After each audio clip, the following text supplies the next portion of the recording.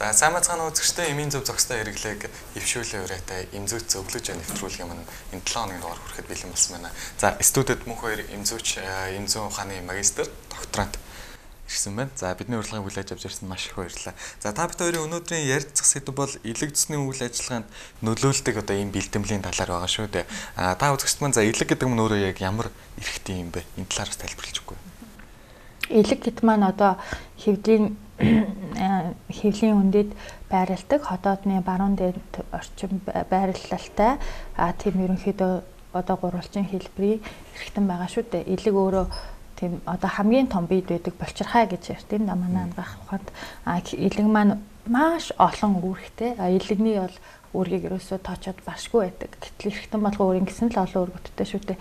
Элэг яагаад ингэж онцолж хэлж ийн бэ гэхээр элэг өөрөө энерги их үүсвэр болдог, элэг өөрөө хамгаалдаг, элэг өөрөө үйлдвэрлэдэг, элэг бидний идэж ууж байгаа бүх хоол хүнс элгэнд очиж хоргойжээд тэгээд цаашаа цус руу ордог. Тийм учраас элэг өөрөө тэр бүх оруудыг шингээж авахч тал байдаг, түүнийгээ бас ялгаруулагч байдаг.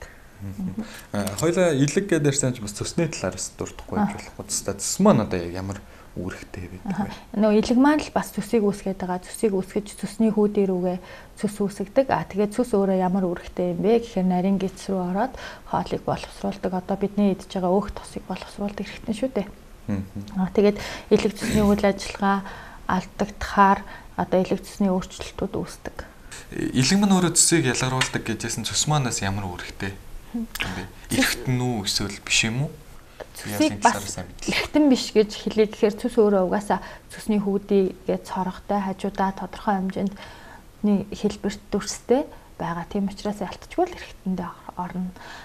Цус өөрөө элэг өөрөө цусыг үйлдвэрлээ цусны хүүдээ рүү оруулдаг. Цус бас биднийг хоол хүнс өөх тостой хоол хүнс идэхээр нарийн гидс рүү тодорхой яг ингэж өөрийн цусны төгсгөлт юм болчин байдаг юм л да. Цусыг ингэж яасан одоо юм агшдаг булчин тэр үс суларч өгөөд зөөлнөр цус ингэж яг хоол хүнс өөх тостой зүйл эцсэн үед нарийн гидслүү тусаж тэр боловсруулдаг. Цус хоногт 2-3 удаа өтгөрдөг. Өтгөрөх цагаар нь бол цусыг угаана гэж ярьдаг шүү дээ. Цусыг угаахтаа болохоор цус өтгөрдөг цагаар угаадаг байхгүй юу? Тэр нь болохоор одоо яг өлөн байгаад таардаг цаг бол өөрийн одоо 4-6 цагийн хооронд цус нэлээд илүү хүн өөрөө өмнөх хоногийн хоол шингэсэн. Өмнөх өдөр нь бол яг аршаан суудлууд эмэлгүүдэд бол цусыг угаахтаа өмнөх өдөр нь клизм тавиад хоолны зөв зохицуулт тэгээд угаадаг л да. Тэр үед бол өөрийн цагаар татдаг. Манай өөрийн цагаар тэгж өтгөрсөн үед нь угаадаг. Угаахтаа тусгай эмийн бодис хэрэглээд одоо зөв хэвтэлтээр хэвтээд тэгээд цусөө хөөж угаадаг. Одоо тэр дундаа хавар цаг ингээ олон баяруудын дараа гэл цус угаалга янз бүрийн аргаар цус угаадаг болсон байна лээ. Солонгос арга, Япон арга гэдэг бас манай эмэлгүүд ч гэсэн яг нөгөө нэг цусны хүүдээ рүү юу хийгээд одоо цорох хийж бодис хийж байгаа цусны хүүдийг амаар дамжуулаад цусны хүүдээ рүү өөрлөн гуурс оруулж иж цусыг цэвэрлэдэг. Цусны дээр би танд нэмж асуумаар цусны чулуучлалт. Цусны чулуучлалт нь ерөнхийдөө л бидний хоол хүнсний зохицуулга алдагдсанаас болж байгаа. Бид нэр өөрсдөө ерөнхийдөө яг уух шингэн идэх хоол хоёрыг хэрхэн зохицуулах вэ гэдэг хамгийн чухал асуудал. Хотоодонд намаг үүснэ гэж ярьдیں۔ Да. Одоо намаг нь машин суудаг шүү дээ. Гэтэл маш их цэлэлтсэн устай сайхан хайрхтай голд бол машин суудаггүй. Түүн шиг бид нар яадаг вэ гэхээр одоо хоолыг идэхтэй хоол одоо бидний бие дотор боловсроод гарч байгаа. Бидний хоол бол одоо ингээд бидний эцэг хоол бол эд эрхтнийг цусанд орж ингээд хамгийн чухал юмнуудын шингээгээд бусд нь шулуун гэцээр ялгардаг. Тэр замыг бид нар жоохон бодоод л идчихвэл өөр ахгүй юу. Гэтэл бид нар юу ч идчихсэн хамаагүй гоё юм чинь гэж хольж идчихээ дуртай юмаа уучхлаар яадаг вэ гэхээр мэдээж бидний эцэг хоолыг боловсруулах гэж хотоодноос нэлээд олон хүчлүүд хотоодны байрлал болгоноос ялгардаг. Нойр булчирхаагаас олон ферментүүд хотоод руу ялгардаг. Тэгээд мөн цус өөрөө нарийн гидс рүү тусаж ордог. Гэт энэ нарийн зохицолтолгоо дотор хоол задалдаг ферментүүд хүчлүүдийн зохицолтолгоо удаан хугацаагаар алдагдаж дарангуулагдсанаас хотоод гисэх хямдарч нойр булчирхаа өрөвсөж элэг хүндэрч өвдөж цус өтгөрдөг. Тиймээс бид нар яах ёстой вэ гэхээр хоол идэхээс өмнө хотоодоо бэлдэх шаардлагатай байх. Им уухаас өмнө хотоодоо бэлдэх шаардлагатай байна. Сүүлийн үед бол энийг хамгийн зөв соёлтой хэрэглээ хувь хүний зохион байгуулалттай айгу сайн байх юм бол яах ёстой вэ гэхээр за би хоол болж энэ ходоодоо бэлтээгээд ядаж аяг шингээ уучих ёстой байна шүү дээ. Хоол идэхээс 30 минутаас цагийн өмнө. Тэгэх юм бол бидний агшаад өлссөн явж байгаа ходоод сайхан тавираад ходоодны ханаар байдаг тодорхой хэмжээний төрүүчийн хоолыг задалдаг фермент хүчлүүд ялгархад бэлэн болдог байна. Тэгээ хоолоо идснээрээ хоол сайхан боловсрч өгдөг. Хоол идэхдээ ямар шингээ уух юм гээд хамгийн сүүлийн үеийн судалгаанаас ажиглахад ерөнхийдөө хоол болох замын хүндрэлүүд уух шингэн идэх хоол хоёрын харьцаа алдагдсанаас үүсэж байгаа. Үүнийгээ яаж хүн хэрхэн зөв зохицуулах вэ гэхээр түрүүчих шиг ходоодоо бэлтгэхээс гадна хоол идсний дараагаар хамаагүй уух шингээ хэтрүүлж хэрэглэхгүй байх.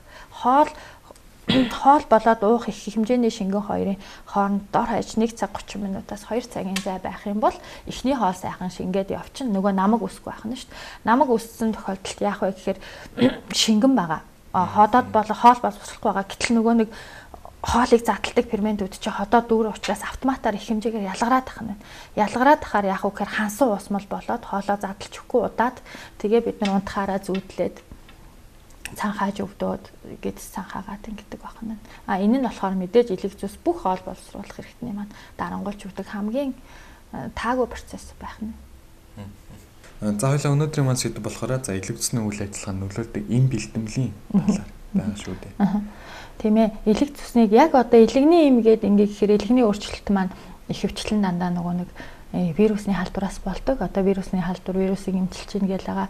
Тийм учраас элэг өөрөө яг энгийн хоол хүнсээ идээд эрүүл сайхан зөв олоод явж байхад болвол элэг зүссэн энгийн байж байгаа. Харин нөгөө нэг халдвар шар өвчин маань элийг маш илүү гэмтээждэг. Халдвар шар өвчнийг үүсгэдэг А, Б, С, Д, Е гэд вирусууд байдаг.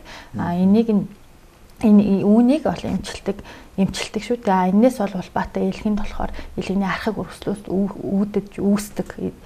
Вирусын халдвар авсан нөхцөлд элэгний архаг өрсөл голомтож үлдэх магадлал их өндөр байдаг. Тэр дундаа Б вирус, С вирусын дээр Б вирустэй хүн бол Д вирустэй болж хүндрэх байдаг. Тэдгээрийн эсрэг бас Е вирус дархлаа тогтож гарч ирдэг гэд элэгний одоо вирусны асуудал бол нэлээд нарийн төвхтэй юм. Гэхдээ үүнийг бол дэлхийд дэмжлээд одоо С вирусын эсрэг юм бол нэлээд өргөн хэрэглэгдээд маш сайн дараад явж байгаа. Энийг мэдээж эмч өөрөө курсынхаа туунгаар бичдэг. Хэрэглэгчдийн зөв зохистой хэрэгжилж байгаа. Б вирусын талаар бол дэлхийд нэлээд судалгадаад явж байгаа. Одоо бас эрдэмтэд Б вирусын эсрэг эмийг эхний удаад бол гаргасан хэрэгжилж байгаа. Тэгээд одоо дараагийн удаад ч гэсэн тэр нотлогдох юм бол дэлхийн нийтэд бол маш хэрэгтэй гэсэн хүлээлт бол байна шүү дээ. Илгэнд одоо яг юм зориулж бодог юм бол байдгүй. За зөвхөн илгийг бол хамгаалдаг гэжсэн. За энэ тал дээр та илүү дэлгэрүүлж бас үзэгч маань тайлбарлаач. Тийм. Илэг сэтгэлийн эрхтэн гэдэг.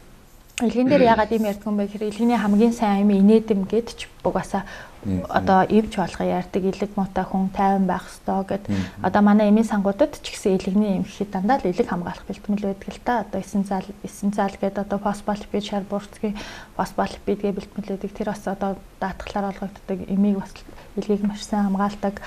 Дээр нь одоо цөсхөөх бэлтгэлүүд байдаг. Цөс одоо шингэн байснараа илгээ бас буцаж хордуулдаггүй илгэний үйл ажиллагаанд их юу байдаг. Өтгөрөөд хоол хүнсний дэглэм алдагдахаар мэдээж заавал юу үүсдэг. Цөсөнд чулуужилт үүсдэг. Цөсний хаан зузаардаг, өтгөрдөг гэдэг энэ болохоор эмчийн асуудал юм аа. Гэхдээ манай эмийн талаасаа харах юм бол ялтч байхгүй. Илэг цөсний бэлтгэл жаргуугаар олгодог, цөс хөөдөг зөндөө олон сайхан бэлтгэлүүд байдаг. Хүн өөрөө наад зах нь цөсөө угаахаас ахуулаад тийм цөсийг шингэн байлгаж болдог. Цөс үүсэх процесс алдагдах явцол илэг нэлээ өөрөө ядарч илэг өөрөө одоо юу яснаас болдог. Өөрчлөлт орсноос болдог байхгүй юу? Тэгээд илгийгээ бид нар хамгаалъя гэд илэг бол юугаар хамгийн сайн хамгаалагдах вэ? Яаж ч ботсон хоол хүнсээр л хамгаалагддаг. Илэгний хамгийн зохистой хоол болвол юу одоо манай нөгөө Монгол одоо энгийн ямар ч химийн боцгүй гал дээр буцалгаад иддэг, тогоонд буцалгаад иддэг одоо бор хоол гэж ярих уу та тийм хуурч хайраагүй жигэнсэн буцлагсан тэр хоолууд байдаг. Тэгээд илгээ хүн өөрөө хордуулахгүй байх юм бол цус үүсэх процесс хэвээ явагддаг. Цус зэвэн байж хахад нойр болчихрахаа буцаад нарийн бүдүүн гисэнд бол хэвээ үйл ажиллагааны процесс явагддаг. Ходоод ч бас тийм ч ходоодоо гимтэйчгээр цаад ирэхтнүүд нь. Илэг маань одоо нэгэнт одоо гимтсэн тохиолдолд За ямар арга хэмжээнүүдийг авч одоо ямар юм бэлтгэлүүдийг одоо зөнгөлөн хэрэгэлдэг вэ? Та одоо нэг жишээ дурдж одоо нэг юм бэлтгэлийг одоо дурдахгүй юу? Жишээ нь илгийг түрүү илгийг эмчилдэг имийн талаар хоёлаа вирусны халдвар авсан бол заавал вирусын эмчилчээж илэгний өвчин эмчлэгдэнэ гэдээ ярьсан тий. Илэг хамгаалах имийн дотор ерөнхийдөө юуны найрлагатай юмуд ургамлын гаралтай зөөлөн юмуд их байдаг, вегийн төрлийн комплексууд их байдаг. Эссенциал гэдэг төрөнд дурдсан тийм үү? Тэгээ бас цөсгөөх бэлтгэлүүд дотор бол энгийн цөсгөөдөг одоо магнийн давсууд байдаг, цөсгөөг угаах зорилгоор хэрэгэлдэг. Бас нөгөө нэг баагаан цөстэй бэлтгэл тэгээд одоо ар солонгосын ургамлын гаралтай бэлтгэлүүд индинго энтер гэдэг бол цөсийг маш зөөлнөр гоё хөөчдөг юмуд байдаг. Илэгний та түрүүн эссенциал одоо силимарын ингээд юмнуудаас дурдж байсан. Тэгээ эдгээр юмнуудыг хэрэглэхэд одоо юуг анхаарах хэрэгтэй байд юм бэ? Илэгний юмнууд маань ерөнхийдөө бидний юм бол одоо илэг чинь одоо хоол хүнсшгэл гэсэн үг гайгүй энгийн одоо хөвчлэн зөөлөн найрлагатай байдаг. Мэдээж илэгний өөрчлөлтөд хүмүүст хэрглэж байгаа вирусны бас одоо илэгний тарилгууд байгаа одоо амийн хүчлүүд агуулсан L-орнитин ч гэдэг юм уу глицерон одоо тэр стронжи, минофагин гэдэг тарианууд байдаг байхгүй юу? Эднэрийг болохоор мэдээж поликлиникт эмчийн удирдлагын доор суцаар явж байгаа шүү дээ. Харин зүгээр эмийн санд жоргуугаар олгодог, нийгмийн даатгалаас олгогддог юмуд байдаг. Мөн даатгалаар олгогддоггүй ч илэг хамгаалах юмуд байдаг. Энэ нь болохоор силимарин бол илгийг хамгаалахдаа маш сайн. Силимарин агуулсан бодис илэгний хатуурал, архаг өрөвсөл зэргийн үед өдрийн 3-аар ууч хэрэгэлдэг. Дараа чинь тийм мөхлөг байдаг. Бас милк тестл гэдэг илэгний өөрчлөлттэй одоо хатуурал үүсгээс өмнө хатууралтай хүмүүст ч юм уу олгодог тийм илэг одоо зөөлөлтөг илгийг одоо хатуурхаас сэргийлдэг ургамлын гаралтай юм байдаг. Мөн эссенциал юм байдаг шүү дээ. Эссенциал юм бас түрүүнд урьдчилсан тий фосфолипид гэдэг тийм юмуд байдаг. Эссенциал имийг болохоор курсээр уудаг. Одоо хүн ингэж илгээ ямар болж энэ үзүүлээд өдрийн 2-3 удаад. Ер нь бол имийг хэрэглэх тунд бол хүний нөгөө онш бас тэгээ нөгөө биеийн чинь нэлээд шаардлагатай байдаг. Одоо насанд хүрсэн хүн мөртлөө маш одоо жижигхэн биетэй хүн одоо 50 кг хүн насанд хүрсэн 100 кг жинтэй хүн хоёр дээр бол эмч өөрөө бодож л тунгацгц бол. Илэгний одоо энэ силимарын ингээд одоо эмэн дээр хоёлын нэлийн дэлгэрүүлж яриа л да. Хэрвээ ингээд үзэгчд маань энэ эмийг хэрэглэж байгаа тохиолдолд бас ямар арга замуудаар хэрэглэх ёстой байд юм бэ? Энэ эмийг хэрэглэж байхдаа юуг анхааруул зохистой байдаг вэ? Илэг дөнгөж сайхан хэллээ тий. Илэгний эмэн дээр ерөөсөө илэг бид нар одоо илэг өөрчлөлтөө ер нь эрүүл хүч гэсэн илгээ хамгаалъя гэхэд бол заавалчгүй хоол хүнсэндээ л анхаарах хэрэгтэй. Илэг сэтгэлийн эрх стан бас өөрийнхөө сэтгэлийг толдож явах хэрэгтэй. Би чинь гутран гойнуудаа болохгүй шүү дээ. Тийм ээ одоо жишээ нь илэг мотой хүнийг уурлуулад авах юм бол дорхноо л илэг нь хүндрээд хатуурна гэсэн үг шүү дээ. Тиймээс би бол илэг мотой хүнд одоо илэг мотой хүнд хориглох зайшгүй хүнс гэж байдгийг. Одоо юу ууж байгаа вэ гэхээр өөрөө хичнээн сайн илгэнд сайн одоо эмээ өөрөө чи сая асуултын дагуу силимари эссенциал юмуудыг ууж байгаа мөртлөө илгээ хордуулах архитаас ч юм уу шарсан хуурсан хоол кофе ундаа лазалсан нөөшүүлсэн хүнсүүд хэрэглээд авах юм бол онцгүй юм. Илгэнд бүр нөгөө крем түрхлэгүүд хүртэл тохиромжгүй гэдэг шүү дээ. Харин нөгөө нэг бүлээн эдэм зөөлөн жигэнсэн хуурсан хоол одоо брокколи аль болох уургалаг хүнс тийм ээ.